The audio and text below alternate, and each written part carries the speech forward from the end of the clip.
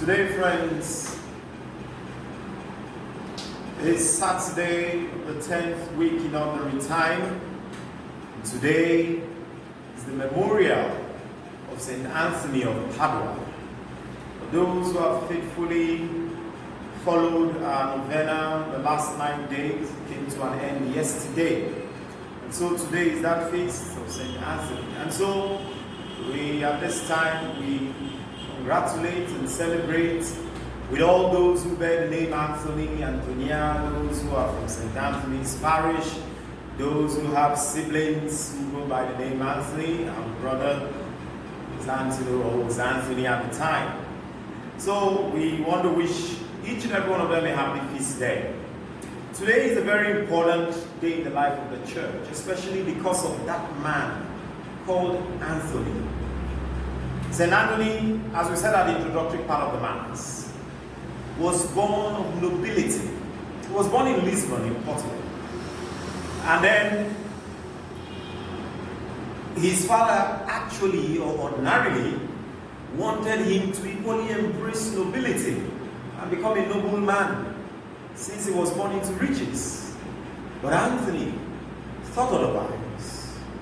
Guided by the Holy Spirit and inspired, of course, by the Holy Spirit, he decided to give up wealth. He decided to give up his noble status. And what did he do?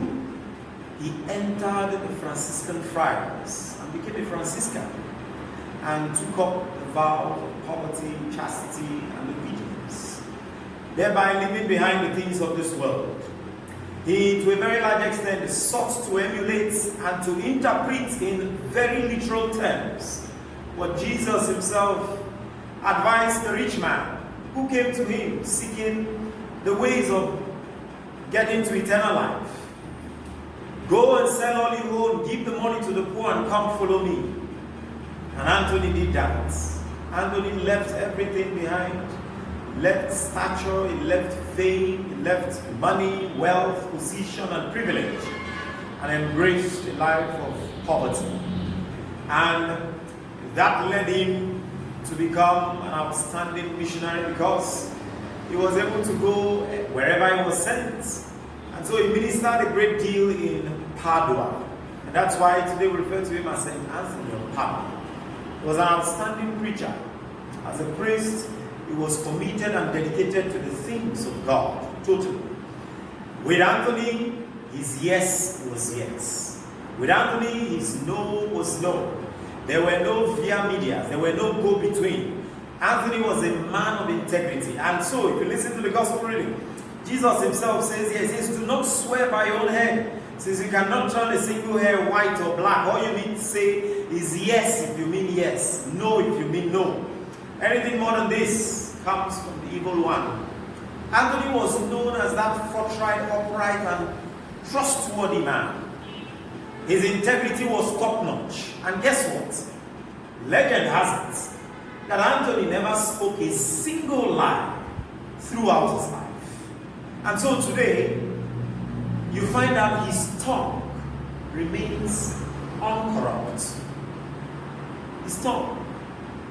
Almost every part of his body is corrupted after his death, but his tongue remains so, as a testament that everything that issued forth from his mouth was true. He was a man of integrity, he was a man of honesty, he was a man of dignity. And so one of the lessons we can glean immediately is that we all ought to be like Anthony. Our yes should be our yes, our no should be our no.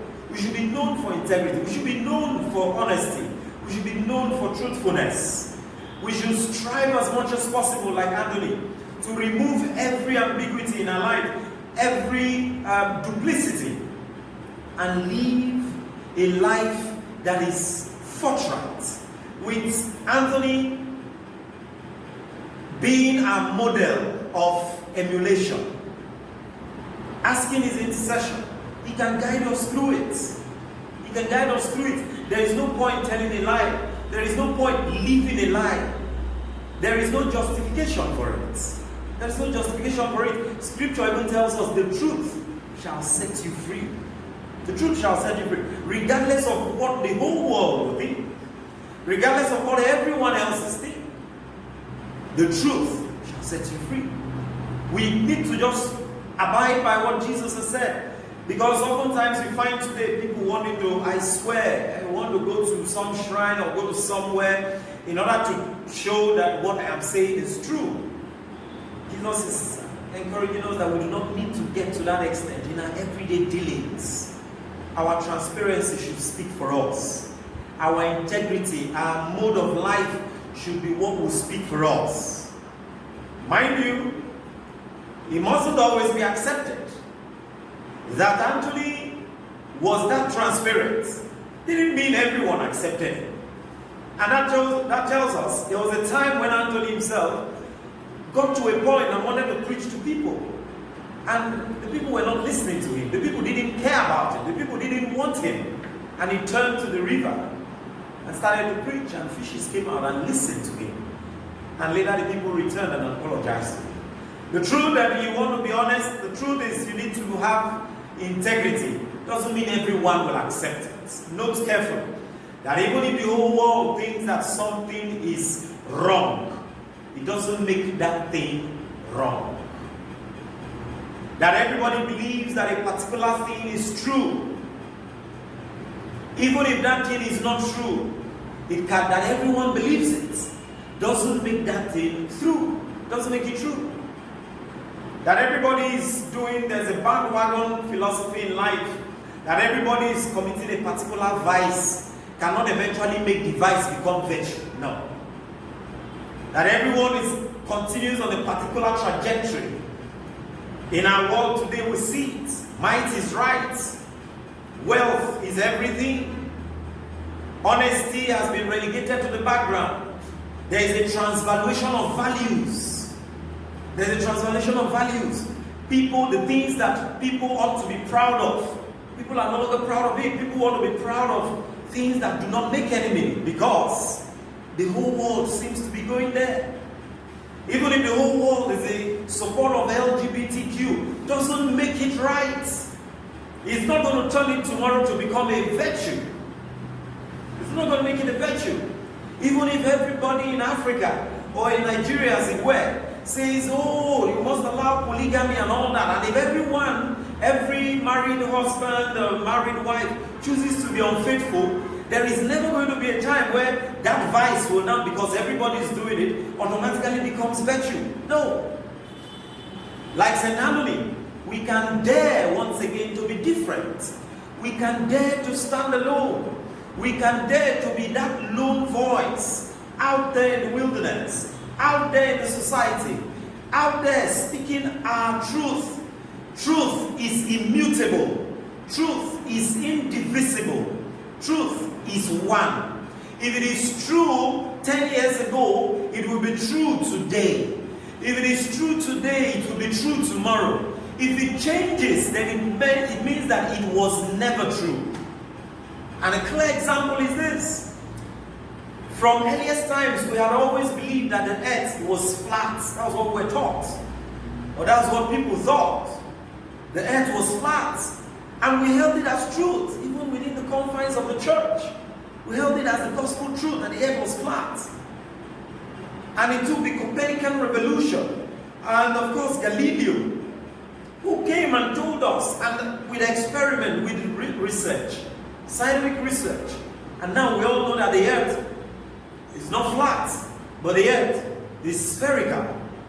Does it mean that before the earth was flat and eventually turned to spherical? No. It simply means that at the time we all thought the earth was flat, it means that we were all wrong. It was never true. That we didn't know. And that's why I say truth is eternal. God is truth. Truth is indivisible. Truth is eternal. Truth is immutable. You can't kill truth. And so, everybody may think you are wrong. Everybody may do whatever they want to do. Just hold on to that truth. The truth will set us free. It is very important that we live lives of truth. Very, very important. And finally, as we commemorate and celebrate St. Anthony of Padua, let us always go to him for our lost articles, lost graces. I have loads of testimonies to give right from while we're in secondary school, in minor seminary to major seminary, even as priests, where you look for things, you don't know where you have kept them, and you just call out to St. Anthony for lost article, and voila, it's as if he brings it out and tells you where it is. Sometimes you hear the voice saying, just go to that place, you'll find it. Interestingly, it's not only for lost material articles, it's also for lost spiritual graces. So if you think you have lost your peace of mind, you think you've lost your calm, your cool, your health, if you think you've lost some spark in your life, in your marriage, in your relationship, in your business, in your family, if you think there is something missing, please do well to call out St. Anthony of Padua. As we celebrate his memorial today, we pray through his intercession that God will restore to us everything that we have lost. Graces upon graces through Christ our Lord. Amen.